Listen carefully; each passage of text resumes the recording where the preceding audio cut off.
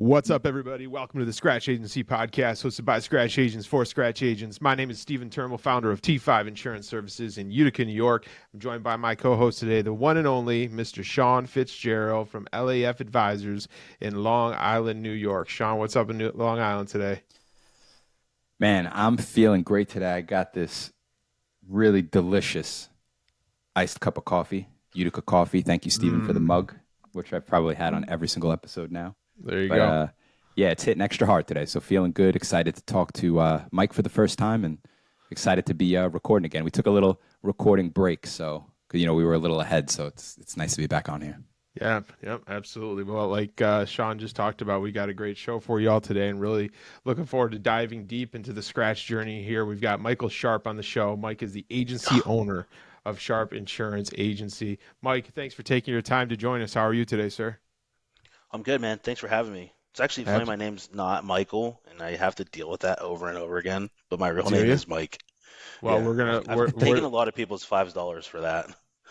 perfect. I'll Venmo you the $5. We're leaving it as Michael Sharp, and then I hit it back with Mike. So perfect. But Mike, thanks for joining us today, Mike. Hit us. Anybody that maybe listens to you for the first time, we talked a little bit about your other podcasts you've been on and the incredible story you've had of how you got to insurance, but we want to dive deep into the Scratch journey and looking back at those startup days and some of the things that you can share with our listeners. So if you want to mind just quickly introducing yourself, and we'll go from there. Yeah, so like I said, my name is Mike Sharp. I'm in actually Pittsburgh, so I'm in the South Hills of the Pittsburgh area.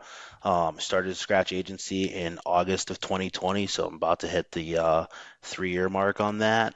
Um, I've been that was actually I got my insurance license and then just opened an agency, so I didn't work for another like agent anywhere, no captives, actually no property and casualty insurance at all. So when I opened up, I really had no idea, but I had done life insurance, so I thought like, property and casualty can't be that hard. Let's just jump right into it. And I was wrong. I didn't know anything about property and casualty, but you know, I've learned how to survive in this game so far. So, but yeah, that's pretty much the story of how we got to Sharp Insurance Agent. Just started in life insurance, and then decided, hey, I think I want to go over to the property and casualty side, and so opened an agency. Mike, how did you go from starting scratch and getting carrier appointments without having that PNC experience? How did you get those appointments? Like, what did that whole process look like for you? Yeah, so coming from the life side, I thought like, oh, everybody just gives us appointments. It's pretty easy. That's not the case on property and casualty, right? Like you guys know, like they are kind of jerks about property and casualty appointments, and I'm still baffled by that today, how it's difficult for me to like ask a company to sell their products, and they're like, yeah, we don't know, maybe him haul around, make you wait for weeks. But Yeah. for me, so I started with approaching Erie Insurance. So they're in New York. I'm sure you guys have heard of them. But I asked them, if I could have a contract. And at the time, I was going to take my Series 7.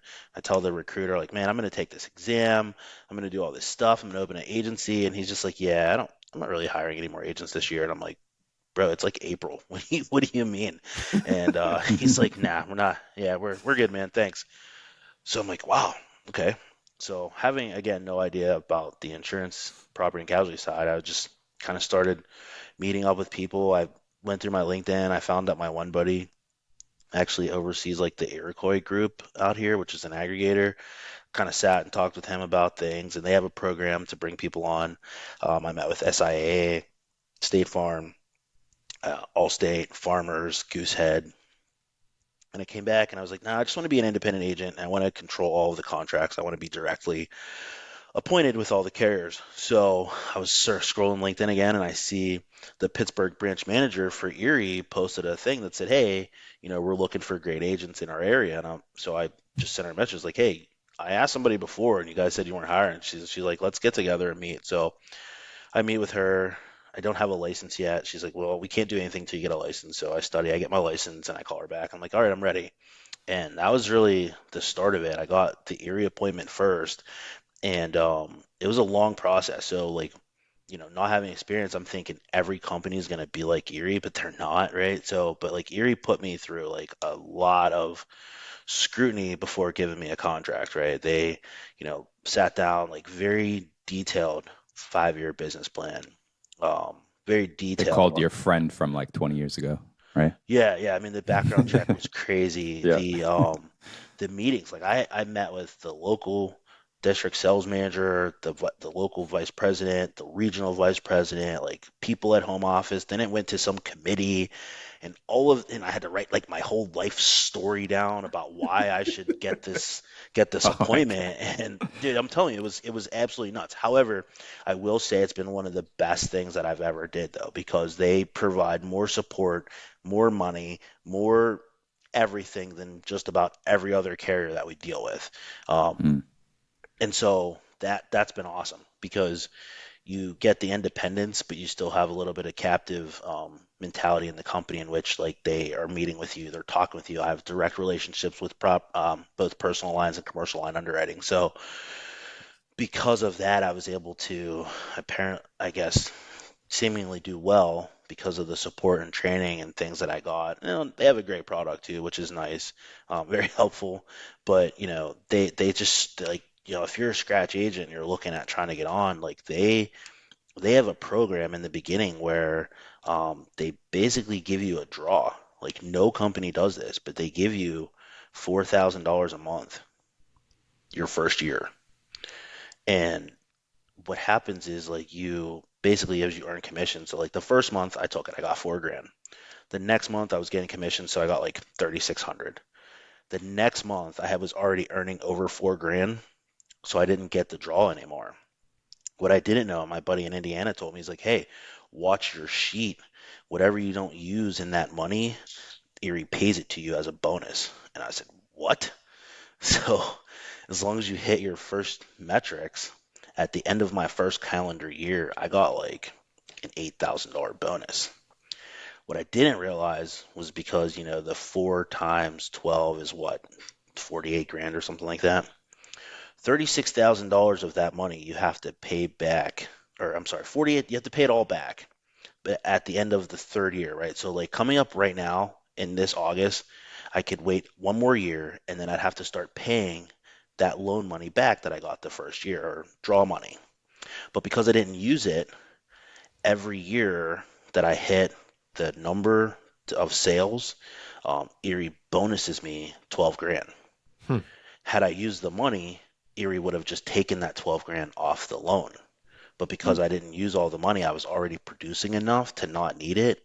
They just bonus me 12 grand every September. So it's been that's been great, right?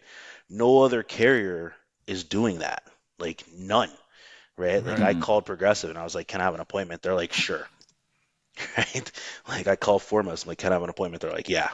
Right? Like no meetings or nothing. So that financial support has been awesome, right? Because the first year, I mean, I'm sure other agents used more of that money, but because they were able to bonus it back to me, that was pretty cool. So their program is pretty awesome. On top of that, I think the first year they gave me $5,000 in marketing, co-branded marketing, spend it on whatever I want, 5 grand. Here you go.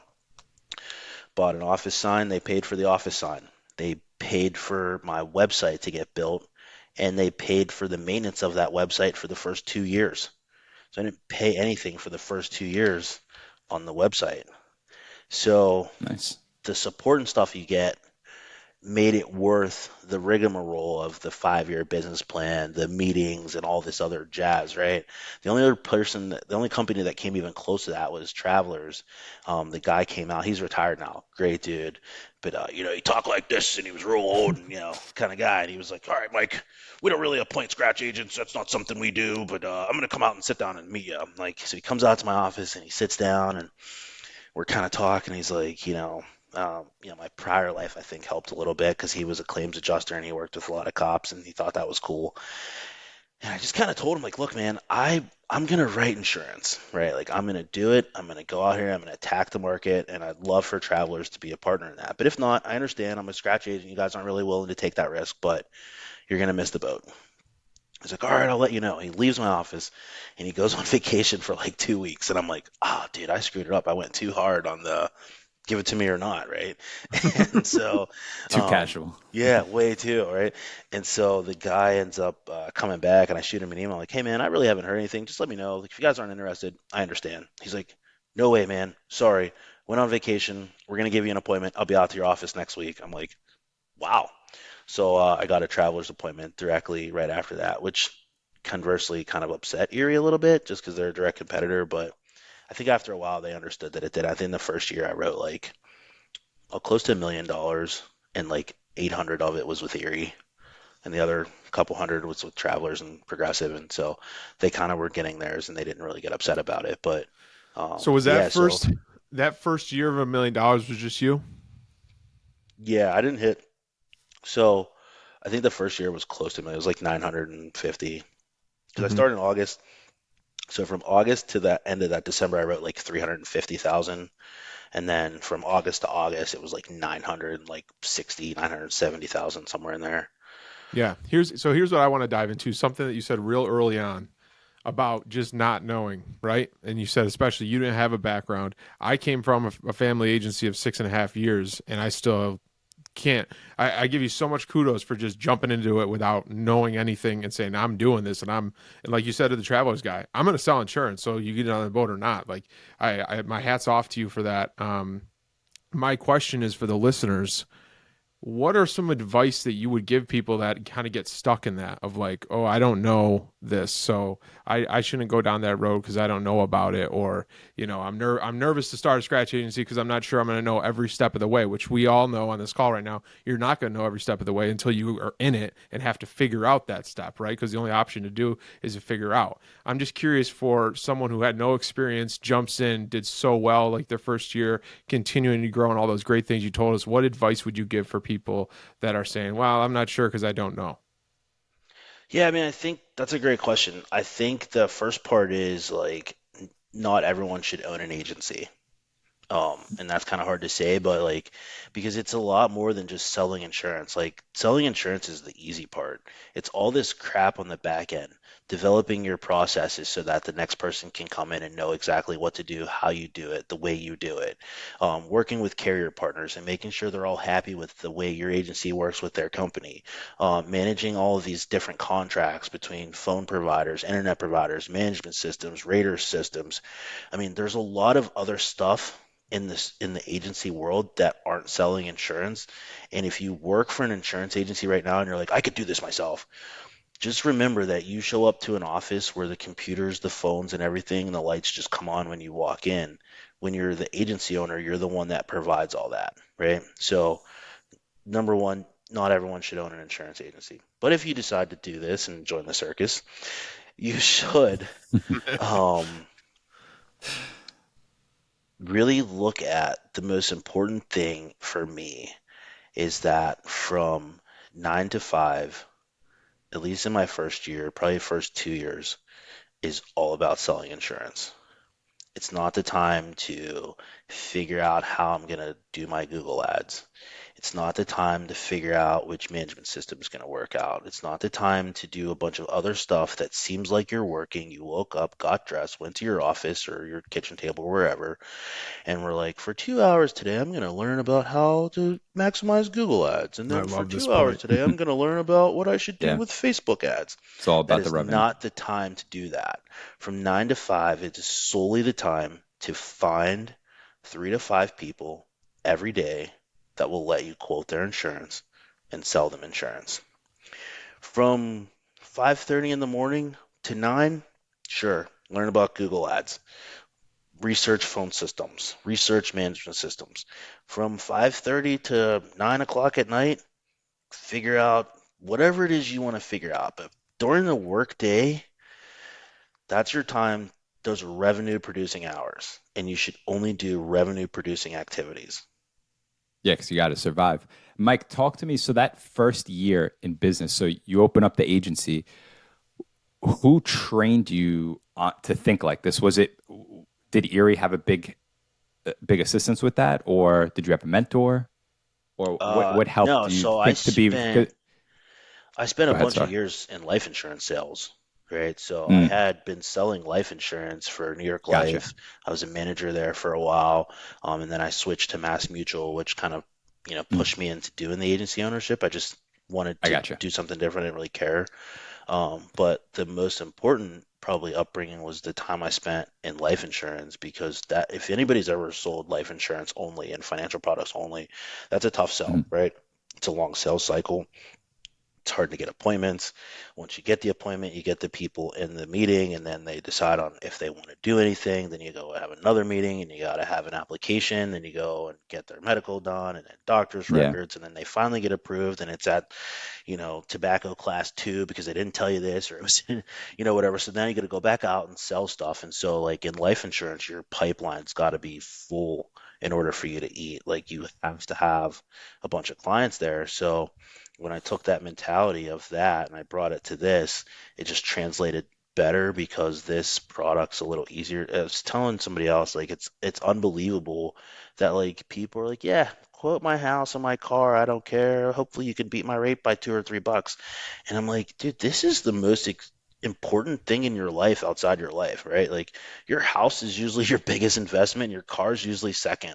And they're just willy-nilly, like people will just go online and pick coverages they have no idea about. They'll just let any Joe Schmo quote their insurance, and it's like, when something happens to your house and you're upset at the insurance company, like, did you self-reflect on the fact that like you didn't pick a good insurance advisor to help you protect your home? Did you just let anybody do this and you save $10 and you're happy about it? So the point is that it's a lot easier to get people to allow you to write their insurance if you just ask them. So because I was able to do that and take that mentality from the life insurance side and apply it to the property and casualty side, it kept my pipeline a lot more full than I could actually handle in the beginning. Like it was really hard to, and it still is, like it's still hard today to manage the amount of quote requests that we get and then get the quotes out, sell the policies, service the policies, do all that.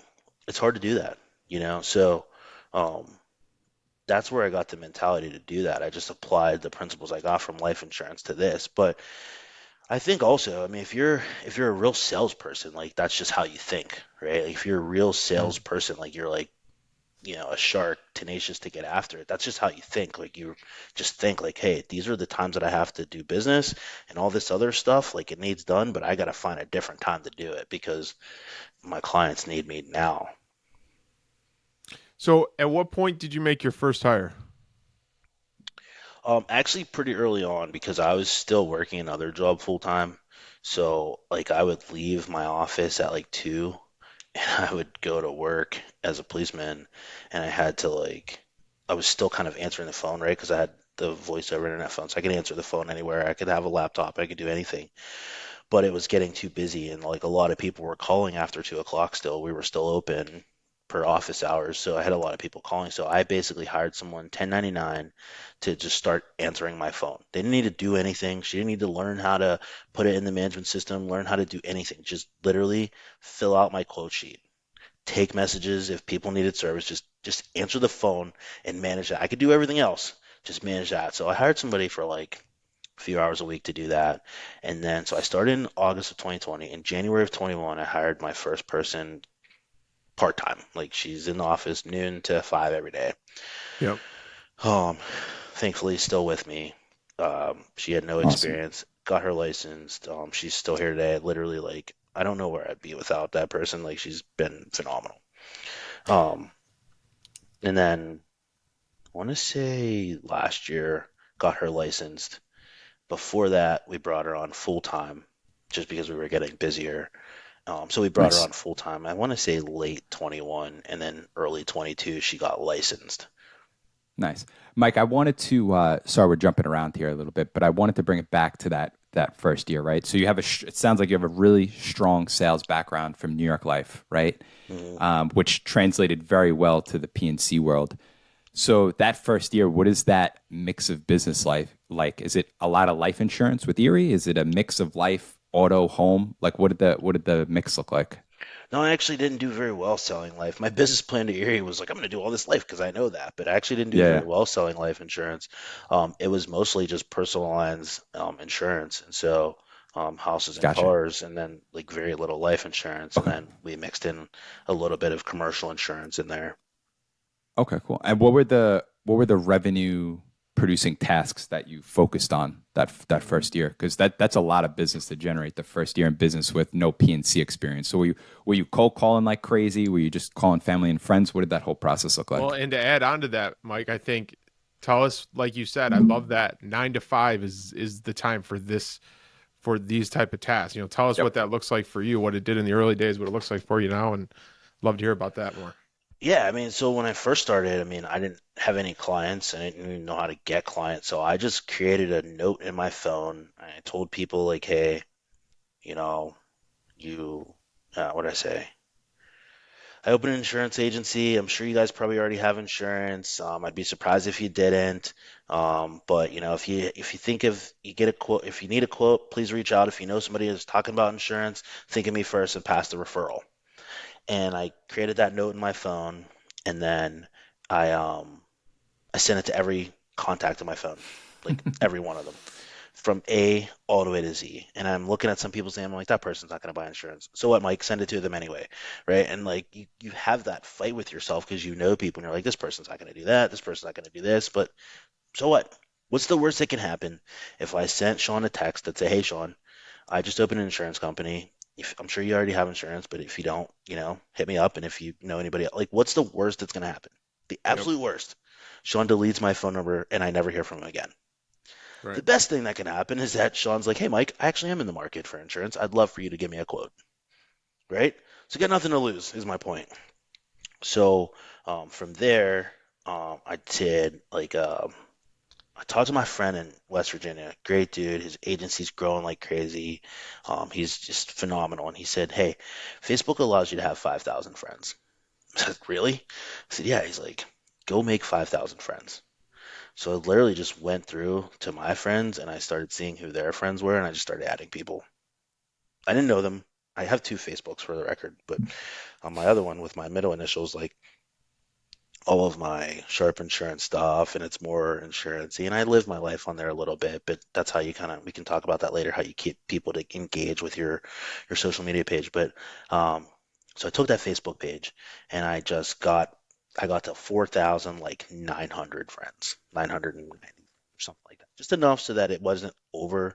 And a couple times I did reach 5,000 and I tried to add people and it was like you can't, you are over 5,000. So I had to go through, delete people and that kind of stuff. That's why that's the main reason like insurance agents friend me all the time on Facebook and I'd love to be friends with them. Like I have no problem trying to be friends with people, but I don't accept the request because I need that space for clients. And so I don't accept insurance agents requests for Facebook. That's why I tell all the insurance agents just hit me up on LinkedIn.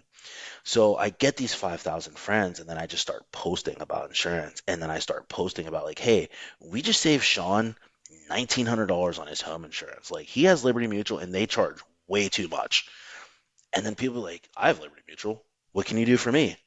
And so that like to this day still generates a lot of business. Like, because not, I have 5,000 friends, but they don't all see the content, right? Right. Like Facebook algorithm doesn't do that. That's why, to my point before, like you have to post other things that are actually engaging. Like I think I posted today something. It was actually kind of funny. It was like, what did it say? It was hilarious. It was about jellyfish and not having brains. But I like you have to post this engaging stuff. The fact that jellyfish have survived 650 million years despite not having brains is great news for some people, right? Like not a lot of people liked it, but enough people like it and laugh at it that like Facebook thinks, oh, people like to see the content from Sharp Insurance Agency, so keep posting that in front of other people. It'll keep them on the Yeah. platform longer.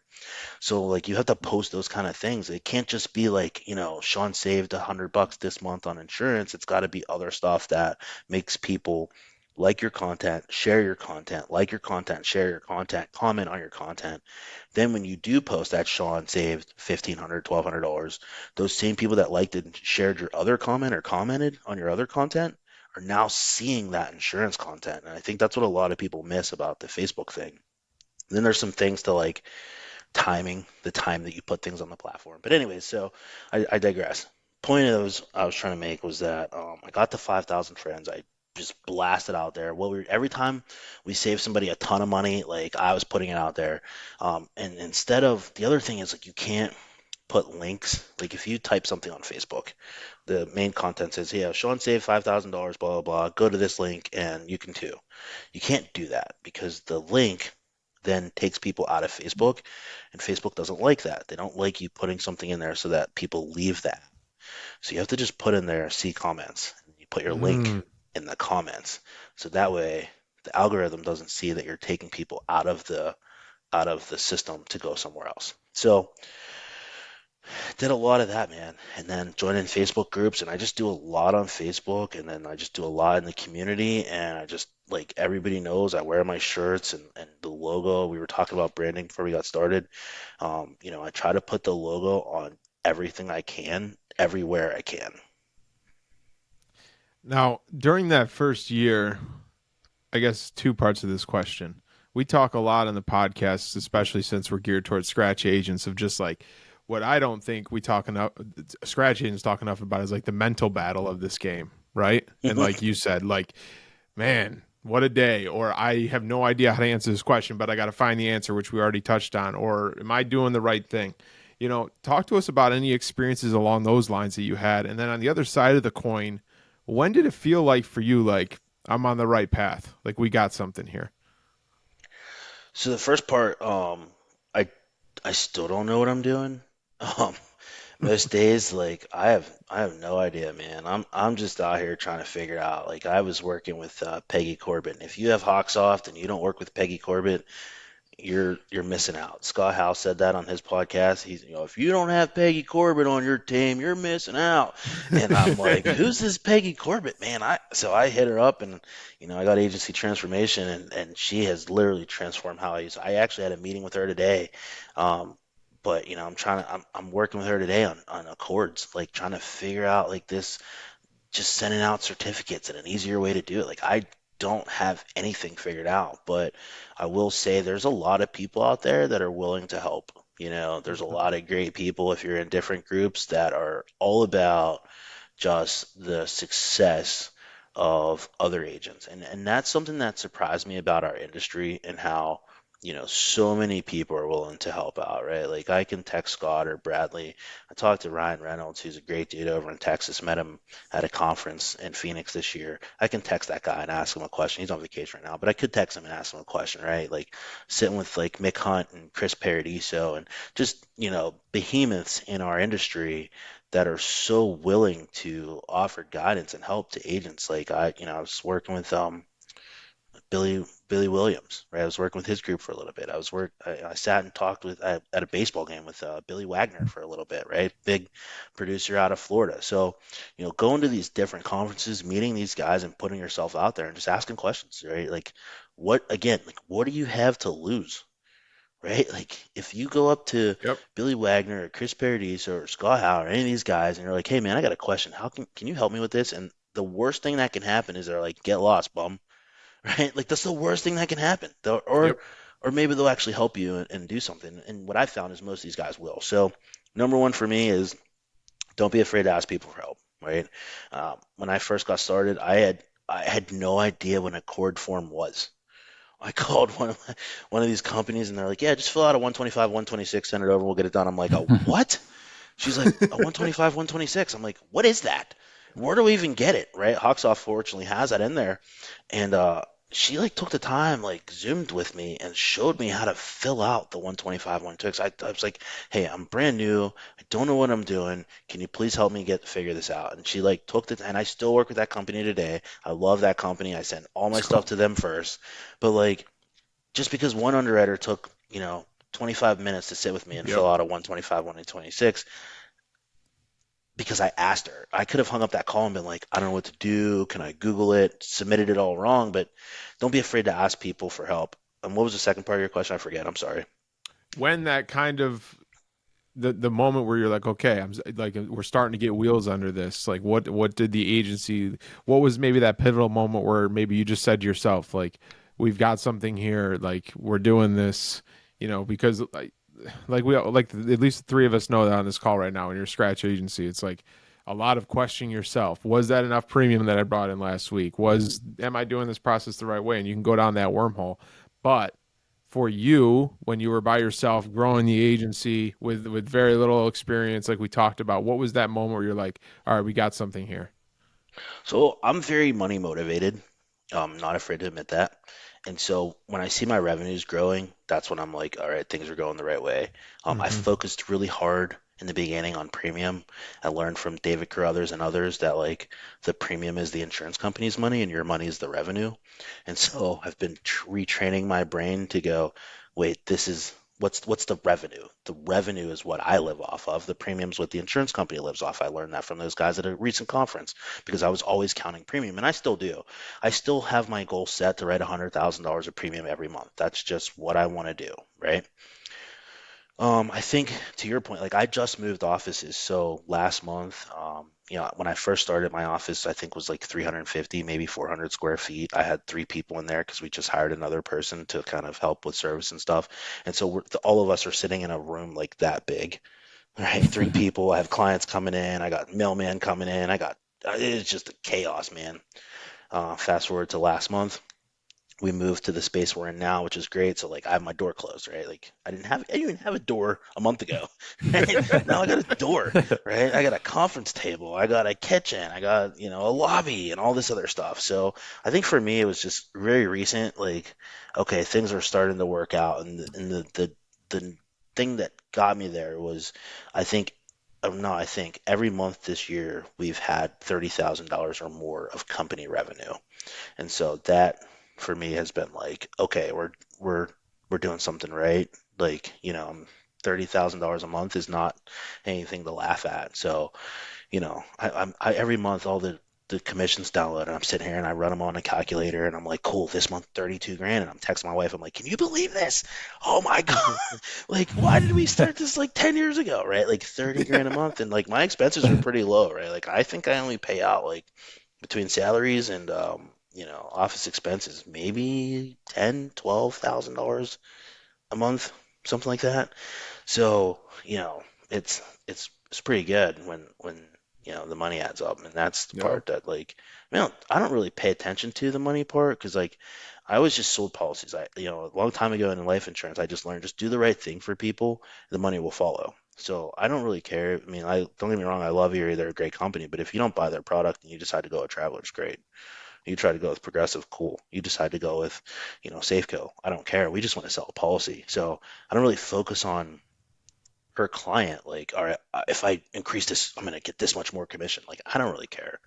If I made $100 on a client and they're excited and they had a great experience with Sharp Insurance Agency and now they're going to go tell five other people, that's 500 more dollars I got versus gouging somebody else for 120 bucks. So I Yep. don't focus on the money that way, but it's pretty exciting when like it starts rolling in and you're like, wow, all right, we're doing something right. So that, I never actually thought about that until now when you asked me that question, but it's really just seeing the revenues grow from a month to month basis. You're like, wow, like, and also sustaining two other people, right? Like I pay two other people's salary. Like they live off of what we pay them. That's It's pretty beautiful. cool, And what you so built, right? yeah, And I think what you're trying to say too is it's like now coming into like year three is maybe when you're starting to see the fruits of your labor. Like this is what you built. yeah, This is all on yeah. your back from your It hard is. work, from those late nights. I think people got to be careful though because like I was just a maniac. I mean, you're talking 12, 14, 16, 17, 18-hour days and like probably earlier this year I started to get burned out. Like I just was like I can't do this. I'm like this is out of control. I'm like going home. I'm like all right, let's go back to work and I kind of took a couple days throughout this year to kind of recharge and reset, but you got to be careful with that because you will get burnt out, but if you do it, if you run hard, like when I was a life insurance manager, I would tell people if you build this business right for the first 3 years, you'll be able to live your life like most people can't for the rest of your life. And I took that same mentality into this business, and I'm like, man, if I can just run hard for the next 3 to 5 years, build a business that is going to sustain itself, then I'll be able to live like most people can. So that's like literally been my goal. Just build all this up. That's why I try to chase that $100,000 a month so much so that we can get to the $5 or $6 million in premium because now, I want to get to right now my goal is to get to $600,000 in revenue. If I can get to $600,000 in revenue, my wife can leave her job. Why? Well, because she carries our healthcare, and healthcare is expensive, and she works for the county, and she basically pays nothing for it. But if I don't really care about $20,000 a year for healthcare, and I can bring her in, pay her salary, recover her salary plus her benefits, she's got her pension or whatever. But if I can replace that with income, then she doesn't have to go there. She can come here, help me build this, and we can get it out even faster, right? So, right now my goal is to get to $60,000 of revenue a month. That's pretty much all I chase every day. I would come in and I'm like, all right, what do we got to do today to get that much more revenue? Mm. Yeah, I think what I love about this, Mike, is a lot of people talk that, hey, I work 12 hours, 15 hours, 18 hours, whatever the case is. But what I think is important to understand with your situation for the audience is that you put that time into the right tasks. 9 to 5. I am I am only doing revenue producing tasks.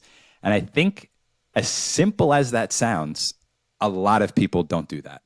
Well, I think a lot You of know? people get caught up with the, hey, I'm working because I sat here and figured out how to do my Yes. Google stuff today. I'm They working just because I because they're answered all busy, these they think, emails. Yeah, yes. like you're just busy with nonsense. Like if you didn't get 3 to 5 people to like 3 to 5 real people, and I don't mean quote wizard leads and all this other jazz that you can buy. I mean real people that like your a house, 2 cars, 1 car, maybe a camp, whatever, right? But like Yeah. a legit like solid home and auto, and you get 3 to 5 of those, you can close 60, 70% of that. You're gonna be fine. But I said to somebody else, I'm like, dude, if you don't have that and you're just sitting in your office, like go sit at Panera Bread, wait for someone to walk in, ask you what you're doing, and tell them ask them if they want a quote.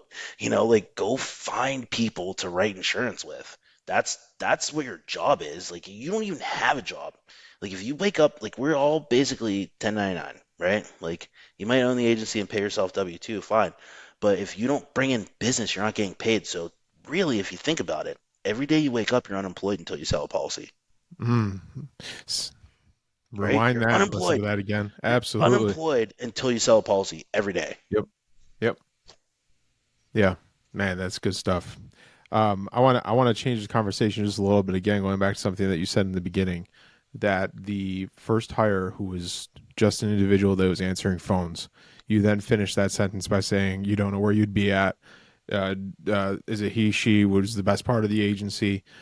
Talk to us about Mike Sharp's transition from this is a one man show to now we've got this first hire to now you're the leader and maybe some challenges, some surprising strengths you had or whatever you found as you transitioned through that journey of being the agency owner. Because Yeah, I think that's and probably then the hardest. the reason I asked the question is because it shows your ability to lead from having someone that just started answering phones that's now licensed in a full-time staff. So I'm just curious to kind of how that worked and details on that. Yeah, I think it's the hardest part, right? Because the agency owner, like I said, if you worked for an agency before you walked in and they have procedures manual and everything's there, but when you're a scratch agent, you don't have any experience, you don't really know what to do. Like putting it all together and telling people exactly how to do things is the hardest part. I think having that person with me at the very beginning and basically working with me to develop these things has been helpful, right? I think also the ownership she has in some of the tasks and how we built things out has been helpful. And I think that it's all about how you really treat people, right? So, I've never been the kind of person like I'm the boss. You're gonna listen to what I have to say. Like that's just not how I operate. Like, we're all people. And we want people to be here with us, but they also live a life outside of your agency. And I think most importantly, a lot of people will tell you this, but like, your family and everything's always number one. Well, if you believe that and your employee's calling you and saying, "Hey, my kids are sick and they're gonna be sick for the next couple of days," not going to be able to come in. And you're like, well, you need to get me a doctor's excuse, and you better do this, and you better do that. And I can't believe you're not going to be here at my agency. How's that going to make them feel? Why would they Right. want to come back to you? Why would they want to work for you? So for me, like, I just ask people, like, don't abuse it. Like, like, we're adults. Don't call me tomorrow. I'm like, I can't make it in, mate. I'm sick. You're sick. You're sick. Call me and say, hey, man, I don't feel good today. I'm going to take the day. Cool. Don't make a habit of it. That's all. Mm. Very simple. Right. Like just be respectful. Like, obviously we need you here to help grow and do the thing, but and I've heard that like people that have worked here have been like, yeah, every other boss is not like this. And I'm like, I don't know what they're like. Maybe I don't know what they're doing, but like, we're just people. Like, just talk to me like you'd want to be talked to. Treat me like you'd want to be treated. Like, I have kids. Love I that. get it. They get sick. They need picked up from school. You have emergencies come up that are beyond your control. Like, I get it, right? So, not treating people, like jerks just because like I gave them a job and they work here. Like, so what? Like, the most important thing isn't here for them. The most important thing is at their house. So, I try to like make sure like, they know that I really do care about them. Like I really do care that like their families are healthy and safe, and if they have a problem, like how can I help you? Like, I'm sorry this is going on. Like, what do you need, right? Like, my one the girl that works for me now, like her kid went in, he was young, he had to get tubes in. Like, I'm messaging her, like, hey, is everything okay? How's your son's surgery? You guys good? Like, not in a bothering way of like, can't believe you're not at work, but like in a serious, concerned way that like, your kid went under anesthesia for the first time. Like, are you okay? Do you guys need anything? Like, can I send you guys dinner tonight? Do you know what I mean? So just like being genuinely caring about people, I think is important. Um, from there, I don't know that I've done a great job. Last year, I went through a period where I hired like four people, and three of them were terrible, right? Like I've made a lot of mistakes. I just hired people because we needed help. I brought them in.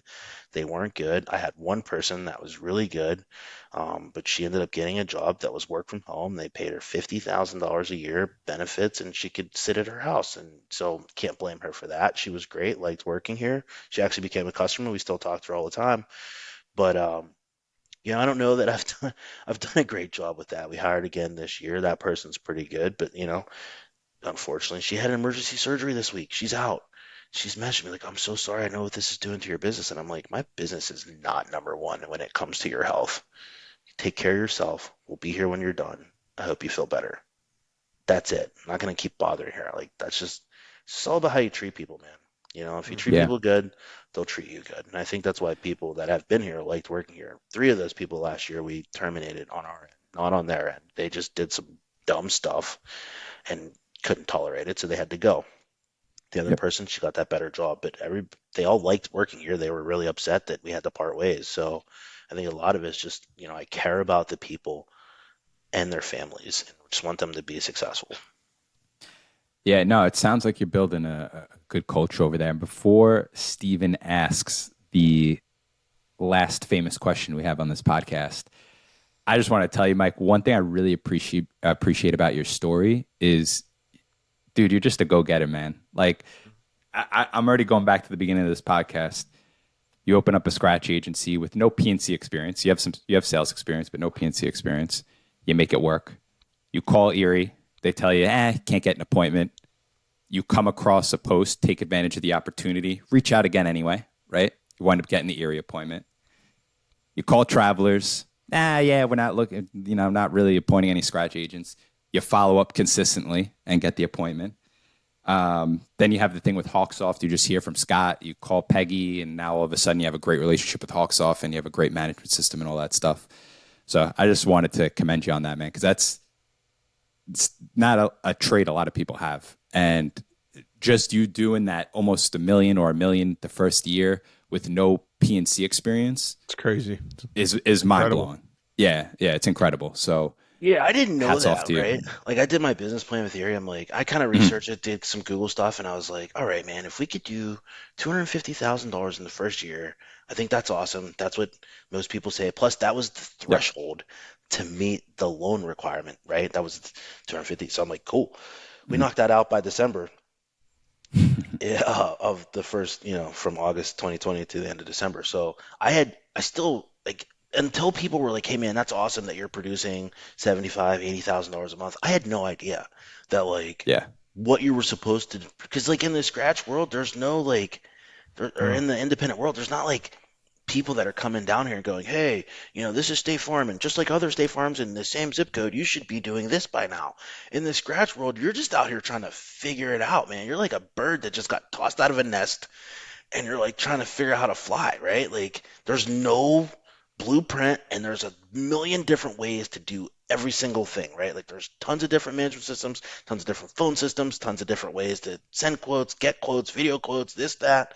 Like, there's no one here like trying to help you figure it out, you know? Yeah. Yeah, but and So then it's just but to crazy. Sean's point again, we never heard you say, I called 5 people and said, what should I be writing monthly? You just wrote the insurance.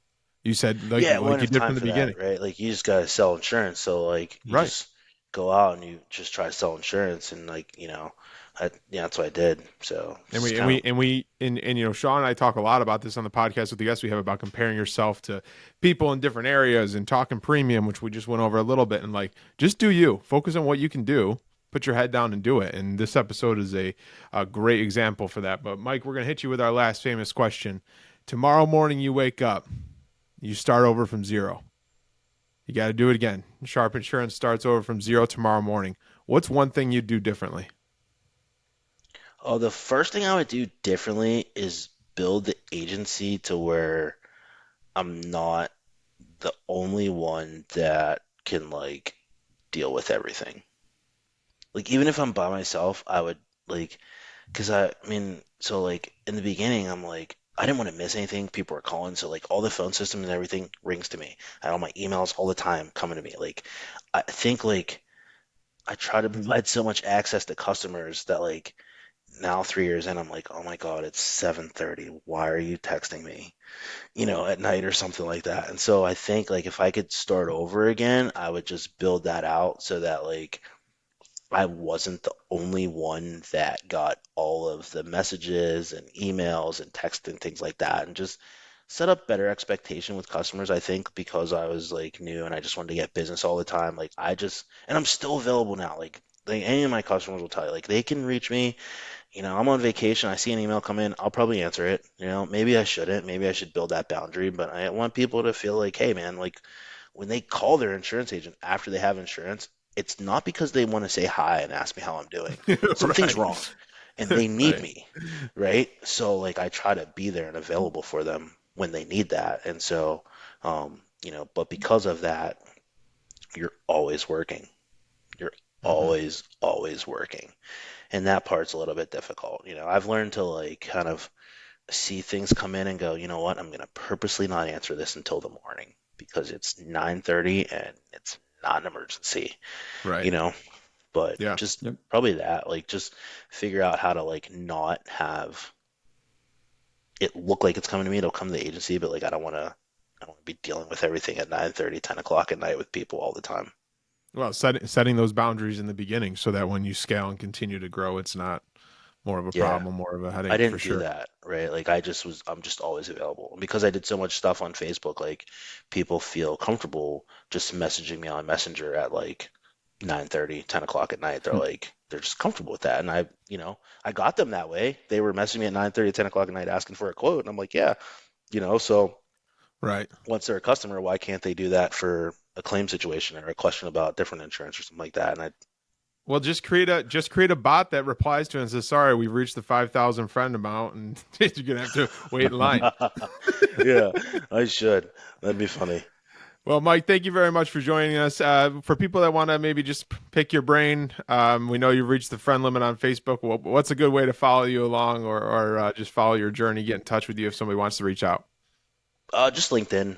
Like LinkedIn, I don't think LinkedIn has a limit. So that's why I just tell everyone to go there because I'm on there every day too. So, I think it's Mike J. Sharp on LinkedIn or Mike Sharp on LinkedIn. But yeah, just link in with me. And, if you ever want to chat or catch up or talk about this or challenges or just questions, I don't know anything and try to figure everything out like everybody else. But if I can be of help, man, I'm more than willing. I love being able to do what others have done for me. So if I can help somebody Mm, else, like, absolutely. love it. Well, thanks very much for spending the time with us here. And everybody, that is another episode of the Scratch Agency Podcast. Thanks for joining us. Do us a favor, like the show, share the show, and subscribe. Most importantly, remember to dig down deep, believe in yourself, and own your own future. We'll see you next week. Take care.